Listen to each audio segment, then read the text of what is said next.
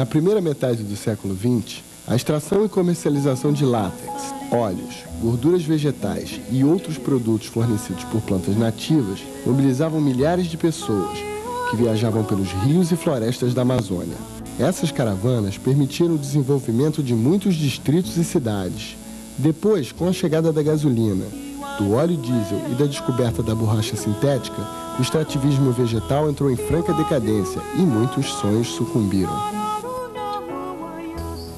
Com o objetivo de valorizar os recursos naturais renováveis, o Departamento de Engenharia Elétrica da Universidade do Amazonas iniciou um projeto de pesquisa para a produção e utilização de óleos vegetais, na Reserva Extrativista do Médio Juruá, município de Carauari.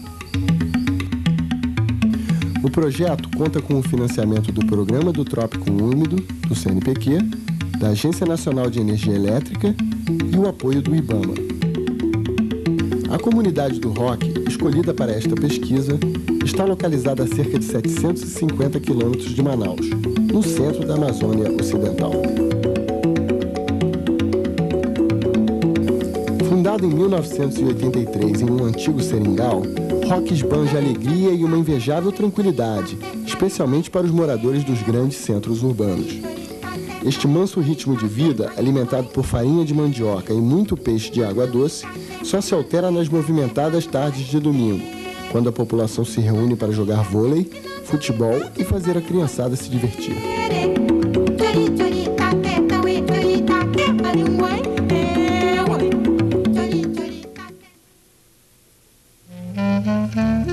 Composto em sua maioria por ex-seringueiros e suas famílias, o Roque busca um caminho para o seu desenvolvimento através do extrativismo vegetal.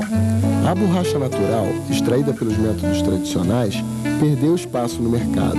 Agora outras plantas surgem como alternativa.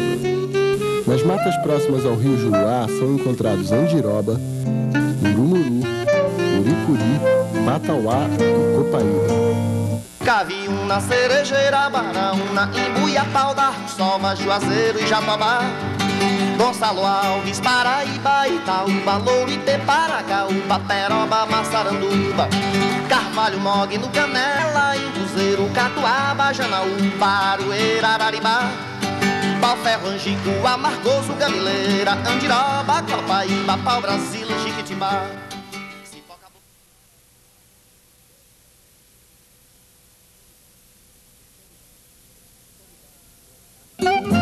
As qualidades do óleo de andiroba são exaltadas em várias partes do mundo.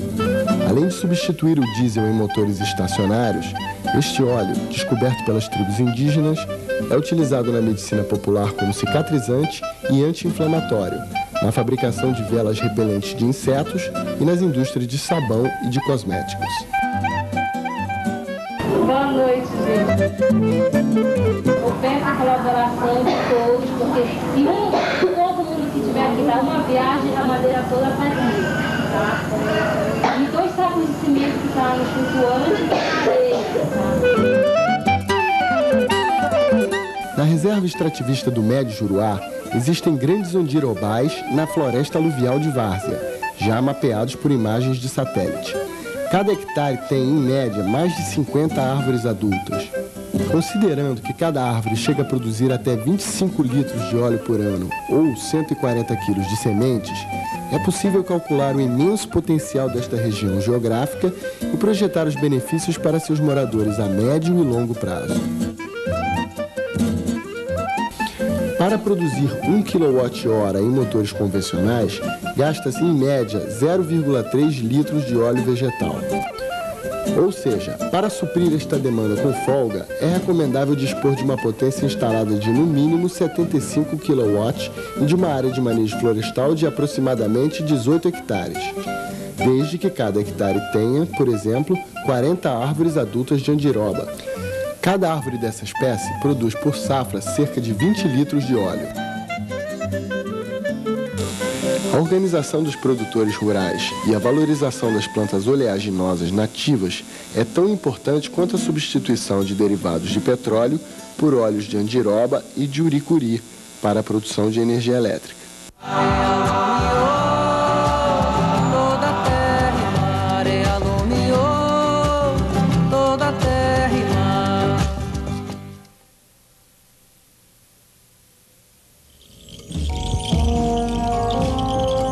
Assim, o projeto incentiva as comunidades rurais a participarem diretamente das ações, o que deve contribuir para reduzir o desemprego, aumentar a renda familiar, diminuir o êxodo rural e facilitar a busca por novas parcerias. Mas o sucesso de projetos dessa natureza só será viável com dedicação, especialmente daqueles que acreditam na construção de um país mais digno. Moradores, pesquisadores, fabricantes de equipamentos e a sociedade em geral. Espera-se que a luz que hoje brilha no fim do túnel ilumine em um futuro próximo os vencedores, pequenos produtores rurais que querem uma vida melhor para os seus filhos. Quem não lutar pra conquistar o que sonhou, fazer por merecer, se iluminar com a luz que há no vencedor, pode até ganhar e méritos não ter, aquecer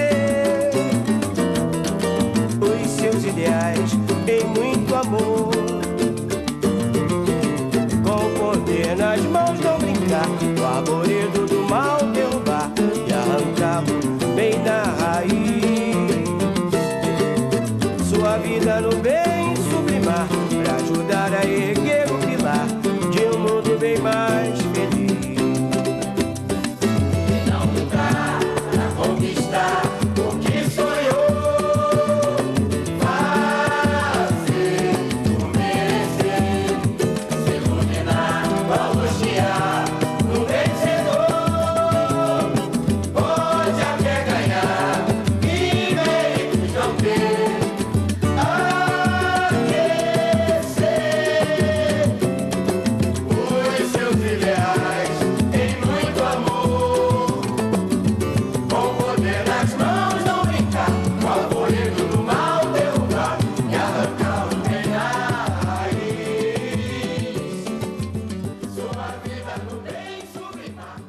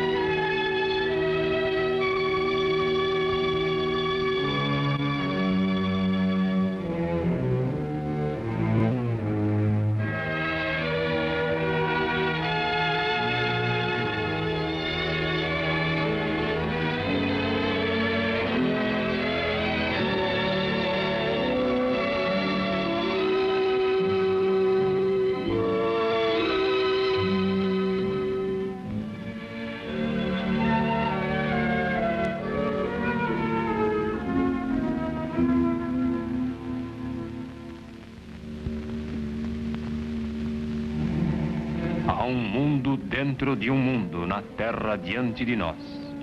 Um mundo de seres, onde a centelha da vida gerada pela silenciosa mágica da natureza cria a abundância que sustenta a nossa vida.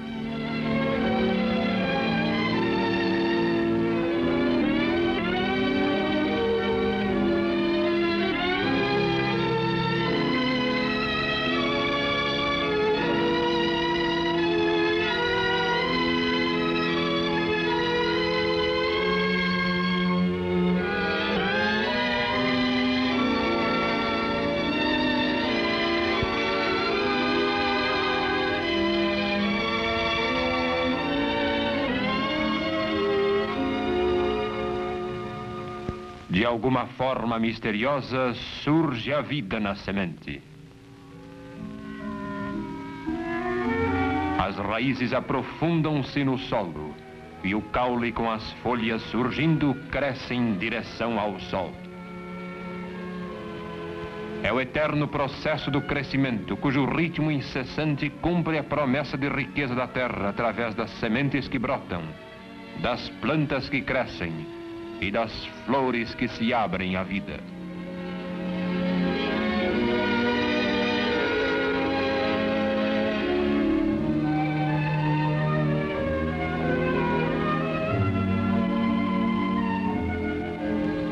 As folhas acompanham diariamente a trajetória do sol, à procura da luz que necessitam para viver e crescer. Possuem uma habilidade especial que faz com que permaneçam viradas em direção à luz e a sigam. Determinadas plantas são muito sensíveis. Esta palmeirinha simila a morte quando atingida.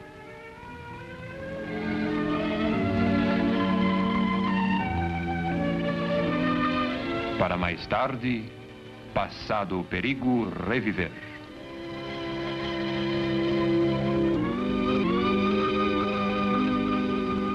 Dentro de cada folha existe uma fábrica em miniatura que produz alimento. Por uma das facetas mágicas da natureza, ainda não totalmente conhecida pela ciência moderna, a energia do sol combina dióxido de carbono e água dentro das folhas para a produção de glicoses e amido. É a fotossíntese. Seus agentes são os cloroplasmas, minúsculos corpos verdes que se movem dentro do protoplasma, a substância viva celular das folhas. Este é o princípio de grande parte da alimentação que consumimos.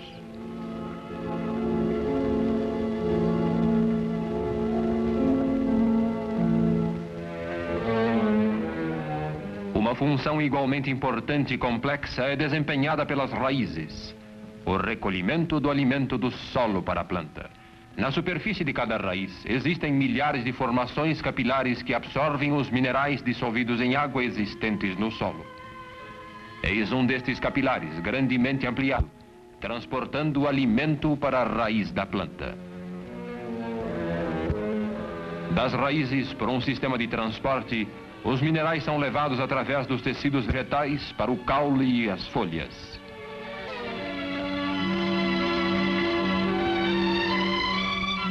Chegada às folhas, a solução mineral é distribuída às células, onde é transformada em substâncias úteis ao crescimento da planta.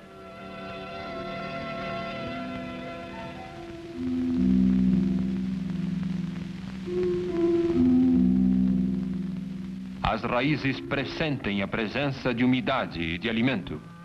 As raízes da planta da esquerda, não encontrando alimento, são induzidas a crescer em direção ao solo fértil da direita.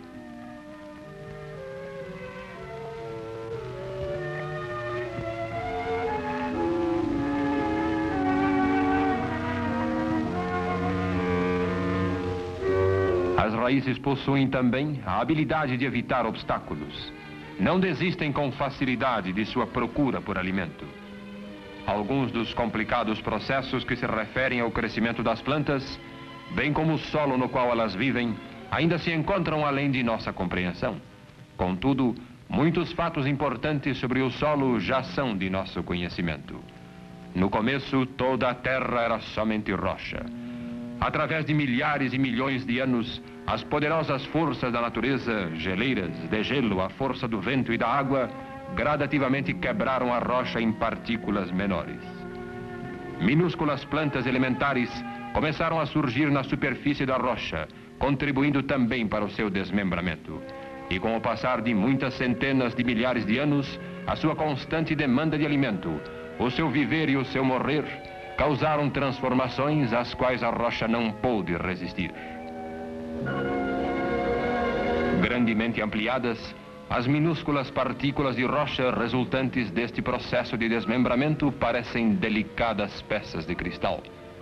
Os restos em decomposição de muitas gerações de plantas adicionaram um novo elemento, a matéria orgânica, passando o solo a tomar uma forma nova e mais complexa.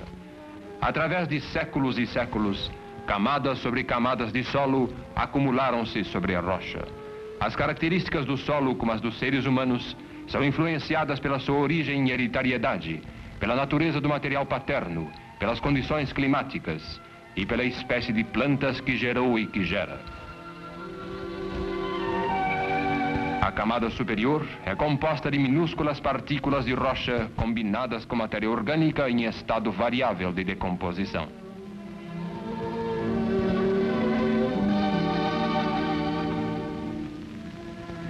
A característica mais importante do solo é a sua estrutura, e é determinada pelo tamanho e pela distribuição das diversas partículas minerais, e pelas quantidades da matéria orgânica. Conforme aumenta a proporção de matéria orgânica, o solo torna-se mais granuloso, constituindo-se num meio mais eficaz ao crescimento das plantas. Em seu mais adiantado estado de decomposição, a matéria orgânica do solo se apresenta na forma de uma massa escura, chamada humus. Cada uma de suas partículas microscópicas empresta nova vida ao solo. Formam a substância pegajosa que solidifica o solo em grãos, melhorando sua estrutura. Esta estrutura granular é de grande importância quanto à capacidade de retenção de água pelo solo. Ao solo da direita, argiloso, falta matéria orgânica, é de estrutura pobre. O solo da esquerda é granuloso, de boa estrutura. O solo orgânico esponjoso absorve água com facilidade, que é distribuída uniformemente a todas as partículas. O solo pesado, por ser pobre de matéria orgânica, consegue absorver um pouco de água somente. Neste caso, o solo da esquerda possui uma boa proporção de matéria orgânica, enquanto que a areia leve da direita possui pouca.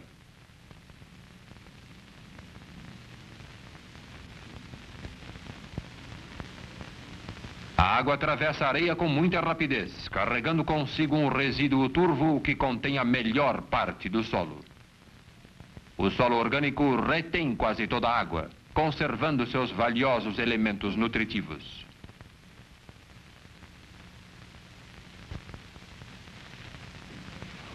O efeito de água parada em dois tipos de solo nos mostra que o solo leve, pobre de matéria orgânica, começa a desintegrar-se quase que imediatamente. O outro, com sua estrutura fortificada por matéria orgânica, conserva sua forma original. Qualquer tipo de solo deficiente em matéria orgânica possui pouca resistência para enfrentar mesmo as forças mais suaves da natureza. A destrutiva força do vento está longe de ser suave, mas é eficientemente resistida pela estrutura durável do solo orgânico que mostramos na parte de cima. O solo leve é rapidamente deslocado pelo vento.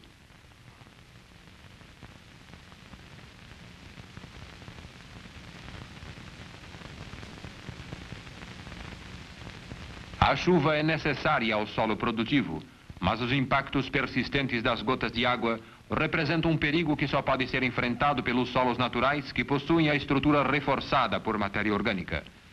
O solo de estrutura fraca é carregado pela água. Em condições naturais, os solos de estrutura instável não resistem à força erosiva das gotas de chuva e da enxurrada. Neste campo de terra argilosa, deficiente em matéria orgânica, o precioso solo da superfície está sendo carregado pela água, ficando exposta à subcamada improdutiva. Ela não resiste ao impacto das gotas da chuva. O solo de boa estrutura absorve a água que necessita, conservando suas características originais. A grama ou outra vegetação rasteira age como um guarda-chuva de proteção. As raízes trançam o solo, ligando e consolidando as suas partículas. Além de água, as raízes necessitam de ar para viver e executar as suas funções vitais. Porosidades envolvem as partículas granulares e permitem ao solo respirar, ocasionando condições saudáveis às plantas em crescimento. Este tipo de solo absorve a chuva em quantidade mediana, nem muito lentamente, nem com muita rapidez. A estrutura da superfície não é danificada e a sua natureza esponjosa permite que a água e os elementos nutritivos sejam retidos para a absorção pelas raízes. Onde o solo é demasiadamente leve, de insuficiente matéria orgânica, a água desaparece rapidamente. As plantas são prejudicadas porque os minerais e a umidade de que precisam são logo afastados do alcance das raízes. O solo pesado, de estrutura pobre, torna-se compacto, impedindo a absorção tanto da água como do ar. A água escorre e está perdida para as plantas. Do solo pobre resultam plantas pouco saudáveis. As provas disto, especialmente quando se trata de deficiências minerais do solo, podem ser constatadas através de sintomas visuais apresentados pelas plantas. O centro amarelado das folhas nos fala da deficiência de nitrogênio no solo, as bordas queimadas, deficiência de potássio, folhas avermelhadas, falta de fósforo. Plantas fracas de produção diminuída são indicações de deficiência mineral e de exaustão da terra que resultam da transgressão das leis do universo do solo. Tanto as plantas que crescem em solo pobre como os animais que as consomem são vulneráveis a diversas condições de desnutrição e doenças.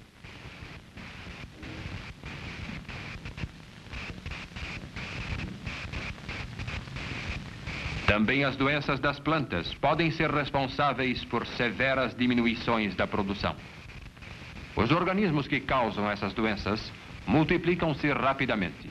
E se lhes fosse permitido crescer e multiplicar-se livremente, rapidamente destruiriam toda a vida vegetal e animal sobre a Terra.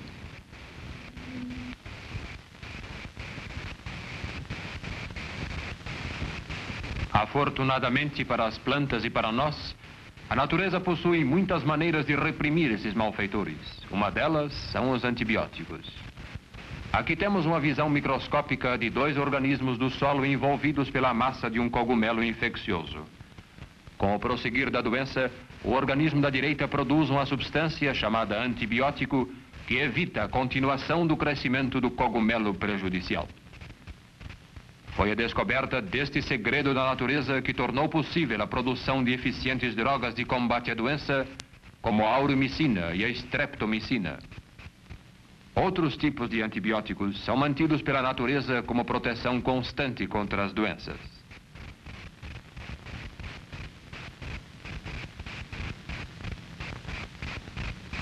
O solo pupula de milhões desses minúsculos organismos vivos. Bactérias, cogumelos e muitos outros. Alguns são causadores de doenças, mas a maioria é de benefício ao solo, às plantas e ao gênero humano.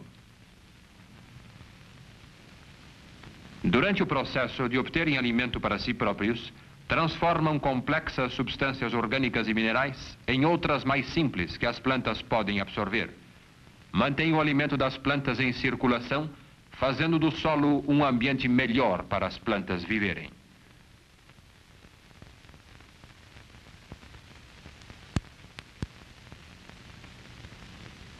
Alguns, como as bactérias de fixação de nitrogênio que vivem dentro das raízes dos legumes, parecem ter um acordo com a planta. Como se fosse em pagamento pelo privilégio de viverem dentro da planta, extraem nitrogênio do ar e o fornecem à planta através dos nódulos das raízes.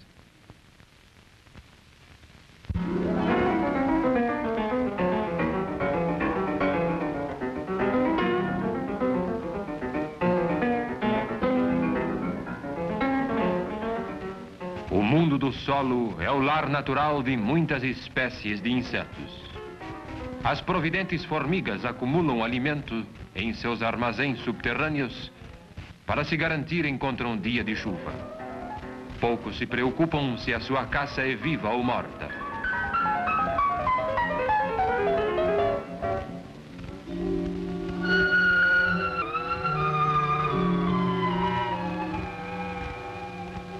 Possuem até rebanhos de afídeos que as provêm de leite.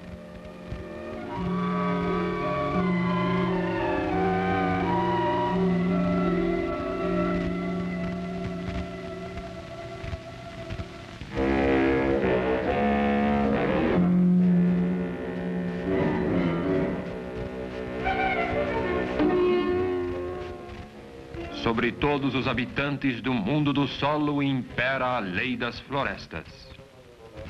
A vida é frágil e repleta de perigos para os mais fracos e os mais lentos e para aqueles desprovidos de uma armadura natural. Se bem que desapiedados com suas vítimas, os vorazes insetos são benéficos ao homem, pois matam outros insetos, os quais, multiplicados, cedo destruiriam todas as plantas da terra. Entre os melhores condicionadores do solo encontram-se as minhocas. Melhoram a estrutura do solo ao atravessá-lo e trazem para a superfície os minerais das camadas mais profundas, de forma que as plantas desenvolvem-se melhor em solo abundante de minhocas. De alguma forma misteriosa, a natureza tempera o bem com o mal, para manter em nivelamento harmonioso o seu reino.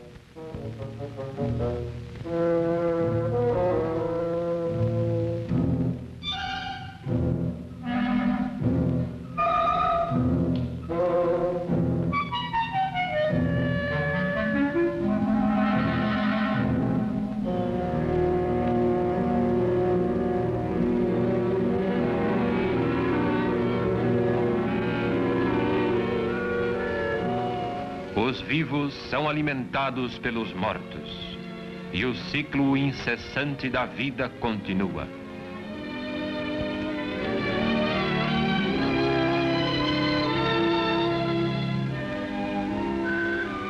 As leis imutáveis do universo do solo projetam sua influência para muito além dos blocos e granulações da superfície até o recesso da vida do homem. Em virtude do mundo continuamente clamar por mais alimento, os lavradores de todas as nações procuram garantir a abundância da produção do solo, tanto hoje como para gerações futuras. Cada um deles depara-se com seus próprios problemas, e o futuro do mundo depende de como consegue resolvê-los.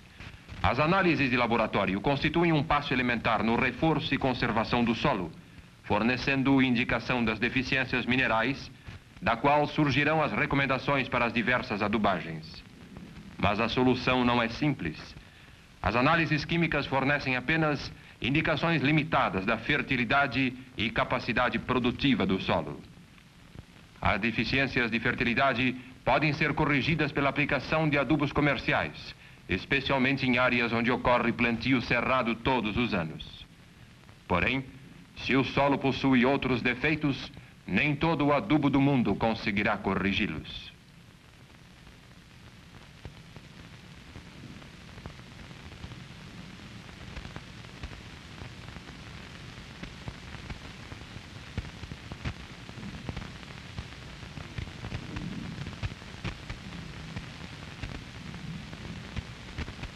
Em algumas partes do mundo, por exemplo, legumes e plantas de forragem podem ser utilizadas em rodízio para fortalecer o solo. Num programa de plantio bem organizado, os produtos secundários melhoram a estrutura e a fertilidade do solo. O seu vasto sistema de raízes contribui para o conteúdo orgânico da terra.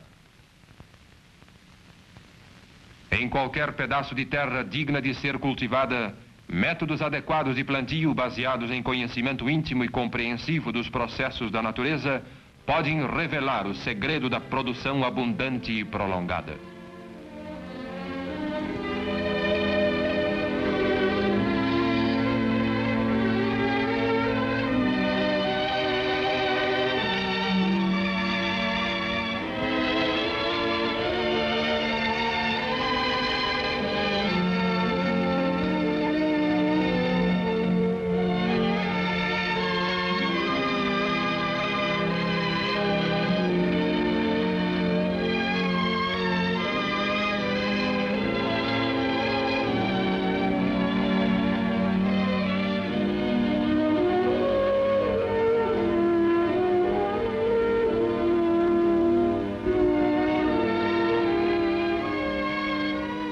Todos os frutos da terra são produtos do universo do solo, cujas leis jamais se modificam.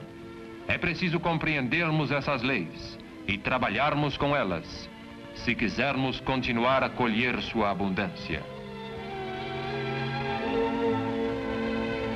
E é com os homens que trabalham o solo que se encontra o destino das nações e o bem-estar de todos os povos da terra.